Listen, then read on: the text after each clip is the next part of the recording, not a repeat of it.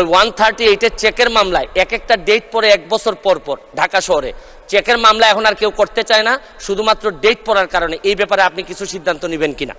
মাননীয় স্পিকার, আমার মাননীয় মন্ত্রী মহোদয়ের কাছে আমার জিজ্ঞাসা, ঢাকা শহরে মানুষ আছে 2.25 কোটি, কতগুলা থানা, কতগুলা জেলা, ইউনিয়ন, অথচ আমাদের আইনে সাকসেশন সার্টিফিকেটের জন্য সাকসেশন কোর্ট আছে মাত্র একটা, এবং এইটা আমাদের জন্য জানেন নামজারি, শেয়ার ট্রান্সফার, উত্তরাধিকার সব কিছুতেই আমাদের সাকসেশন সার্টিফিকেট লাগে। আপনার কি মনে হয় যে এই সারা ঢাকা শহরের জন্য একটা সাকসেশন কোড যথেষ্ট কিনা? আরেকটি হচ্ছে কি 138-এর একটাই প্রশ্ন, ধন্যবাদ। একই সাথে রিলিভেন্ট স্পিকার, স্পিকার আপনি আইনের মানুষ, ওই 138-এর চেকের মামলায় এক একটা ডেট পরে 1 বছর পর পর ঢাকা শহরে চেকের মামলা এখন আর কেউ করতে চায় না, শুধুমাত্র ডেট পড়ার কারণে। এই ব্যাপারে আপনি কিছু সিদ্ধান্ত